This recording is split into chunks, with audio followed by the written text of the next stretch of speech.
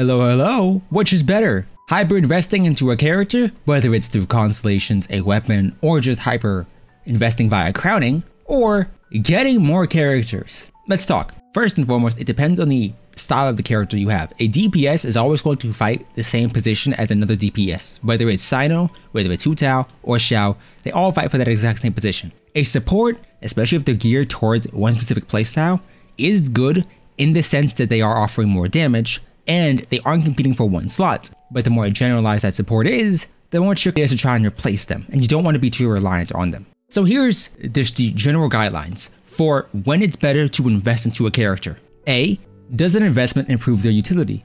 Either increasing shield strength, healing, or the buffs they give you. Yes, then invest into them. Do their constellations either make them easier to play, like Hu Tao C1, or dramatically consolidate the roles you have, like better petrification, more shielding, or healing? If so, then you can recommend it. Does this have flexibility? Nahida C2, even though it's worse than Raiden C2 on a technicality in terms of the damage increase it provides her, it is incredibly flexible for any Dendro-oriented team, so it's extremely good. In fact, it's better to get Nahida C2 for a Nilo team than a Nilo C2, even though they offer comparable damage. So, does it offer utility? Is it flexible?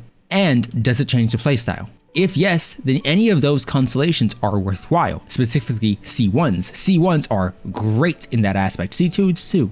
But once you get into higher constellations, it becomes a bit more difficult to recommend. Xiao, for instance, has a great C6. It's just everything between is kind of bad. More characters is always nice, but each character is competing with each other for the same position. Your Pyro DPS is going to compete with your Pyro DPS, is going to compete with your Pyro DPS, and your other Pyro DPS. So maybe you don't need Pyro anymore. Whereas if two supports can work wonderfully together, it's not necessarily a bad thing to get more of them, especially if they offer something unique, a damage bonus versus defensive utility. If a new character can significantly improve your composition wise, or the ease of team building and the ease of building characters, for instance giving a bunch of elemental mastery with their burst, then maybe it's something to consider. Especially if you use teams not just centered around this character, but teams that are older that can take advantage of this character. In this instance, Melt Ganyu can take advantage of Nahida and Bennett for burning, over something like a Bennett Xiangling comp. When you're looking at DPSs, do consider, does this DPS have good weapons that I have access to?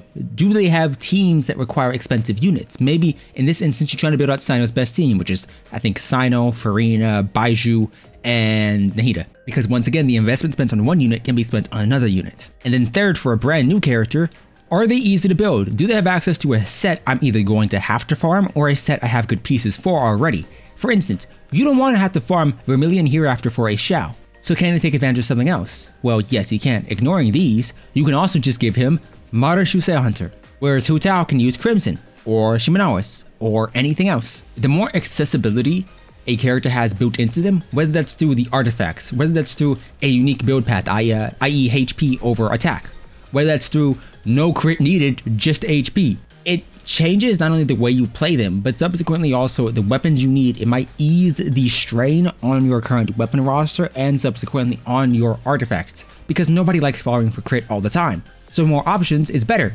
especially if, in this instance, you already use a character who wants more stats. Ganyu wants attack and she wants EM. Well, I can focus primarily on attack percentage and have Nahida consistently transfer the elemental mastery she needs. Or if I'm playing her with Bennett, I can do the opposite. A character's build path should be taken in consideration when you're picking supports for them. But a support and the investment maybe you want to make in them should also be considered for the teams you're building out. Nahida C2 is a dramatic increase to any Nahida-oriented team, whereas Yelan C2 increases the flexibility with other Pyro characters, particularly Hu Tao. Zhongli C2 gives you a shield whenever he bursts, means you're more inclined to build him as a DPS, or at least as a burst DPS, whereas the C6 provides you with healing, meaning in some instances you might not need a shielder. Farina C2 makes her a wonderful support for a vast majority of teams, because her C1 and C2 work in tandem to increase the bonus she's giving you. A DPS's constellations normally only increase the damage of that DPS, and so they have less value overall because yes, there may be a dramatic increase for that character in particular, but it's only for that character, unless they offer something like Defense Shred, which not many characters do. So keep in mind, it's better to invest into your supports. It's better to invest into characters who offer or change unique playstyles, such as a unit like Xianyun, or somebody who offers unique buffs, such as Nahida, and role consolidation like Zhongli, than it is to just solely buff and jump into buffing and getting constellations for your DPS in particular, because your DPS can be replaced. Your support still will always hold some degree of value long term. Tell me down below, do you have supports with constellations? Do you have unique weapons? Love to hear your thoughts, and I'll see you next time.